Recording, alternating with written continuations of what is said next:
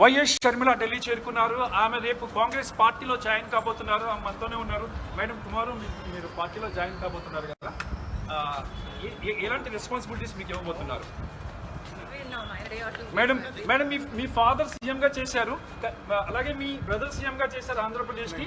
ఇక ఆంధ్రప్రదేశ్ ప్రజలు కాంగ్రెస్ కార్యకర్తలు సీఎం కావాలనుకుంటున్నారు. ఈ టర్మ్ లో సీఎం అయ్యే అవకాశం ఉందా?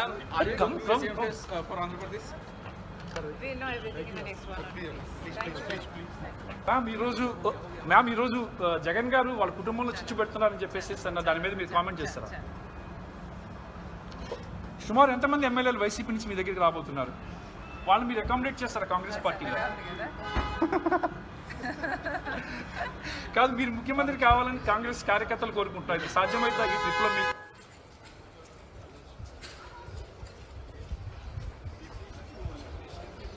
రైట్. అది దాదాపు 12 గంటల ప్రాంతంలో వైఎస్ షర్మిల ఢిల్లీ ఎయిర్పోర్ట్కి చేరుకున్నారు. విజువల్స్ మీరు చూస్తున్నారు. షర్మిల ఈరోజు ఉదయం 10:30 ఆ ప్రాంతంలో కాంగ్రెస్ తీర్థం పుచ్చుకోబోతున్నారు. అప్డేట్స్ తెలుసుకునే ప్రయత్నం చేద్దాం. మా ప్రతినిధి రామకృష్ణ అప్డేట్స్ అందించేందుకు లైవ్లో జాయిన్ అవుతున్నారు. రామకృష్ణ, ఎవరెవరు ఇటు షర్మిలతో పాటు ఇంకెవరు చేరే అవకాశం ఉంది? అయితే ఈ రోజు షర్మిల ఉదయం 10:30 గంటలకు కాంగ్రెస్ పార్టీలో తన పార్టీ వైఎస్ఆర్టీపీని మెర్జ్ చేయబోతున్నారు. విలీనం చేసిన తర్వాత ఆమె మల్లికార్జున ఖార్గే సమక్షంలో కాంగ్రెస్ పార్టీలో జాయిన్ అవుతున్నారు. కాంగ్రెస్ పార్టీలో జాయిన్ అవడానికి కోసమే ఆమె రాత్రి 12 గంటలకు ఢిల్లీ చేరుకున్నారు. అయితే పార్టీలో ఆమె కొన్ని డిమాండ్స్ ని హైకమాండ్ ముందు ఉంచారు. ఆ డిమాండ్స్ అమలు అయితేనే తాను జాయిన్ అవుతానని ఇప్పటికే ఆమె చెప్పడం జరిగింది. షర్మిల డిమాండ్స్ కు కాంగ్రెస్ హైకమాండ్ కూడా ఓకే అంది. మరి ఈ నేపథ్యంలోనే ఆమె అర్ధరాత్రి ఢిల్లీ చేరుకున్నారు.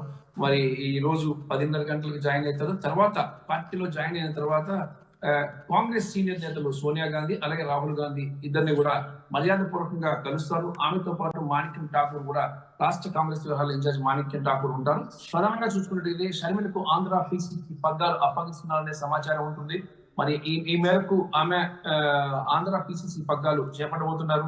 ఇప్పటికే ఈ పోస్ట్ లో, ఆంధ్ర పీసీసీ పోస్ట్ లో ఇప్పటికే గిడుగు రుద్రరాజు ఉన్నారు. ఆయన కూడా నిన్న ఢిల్లీలోనే ఉన్నారు.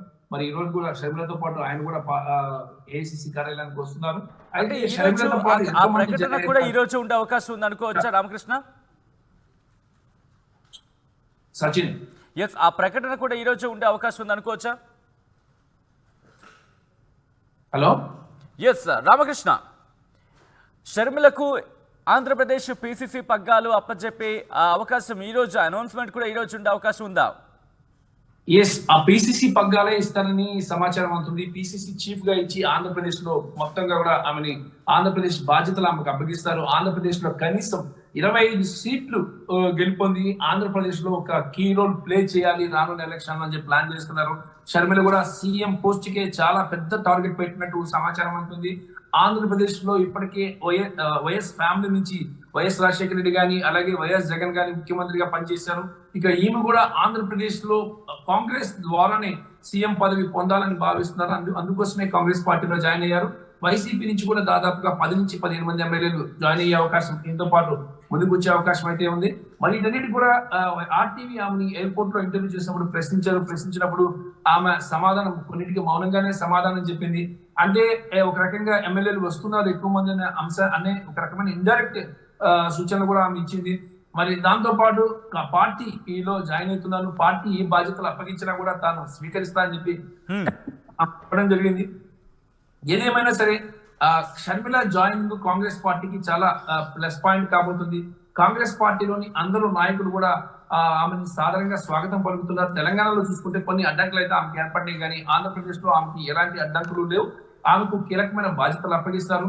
దాంతో పాటు పొత్తుల విషయంలో కూడా షర్మిల కొన్ని రిస్ట్రిక్షన్స్, అంటే కొన్ని కండిషన్స్ కూడా పెట్టినట్టు తెలుస్తోంది. ఇప్పుడు ఇటు వైసీపీతో కానీ ఇటు టీడీపీతో కానీ ఏ పార్టీతో కూడా ఎన్నికల ముందు పొత్తు పెట్టుకుని ముందుకు వెళ్ళొద్దు, ఓన్లీ కేవలం లెఫ్ట్ పార్టీస్ తో మాత్రమే పొత్తు పెట్టుకుని ముందుకు వెళ్ళాలని ఒక కండిషన్ కూడా షర్మిల పెట్టింది. ఈ కండిషన్ కూడా కాంగ్రెస్ హైకమాండ్ కూడా యాక్సెప్ట్ చేసింది. దాదాపుగా ఇక లోక్సభ అంటే కడప లోక్సభ నుంచి విజయమ్మని రంగంలోకి దించాలని చెప్పేసి కూడా భావిస్తున్నారు. అలాగే ఆమె కూడా ఎమ్మెల్యేగా ఆంధ్రప్రదేశ్ నుంచి పోటీ చేయబోతున్నారు.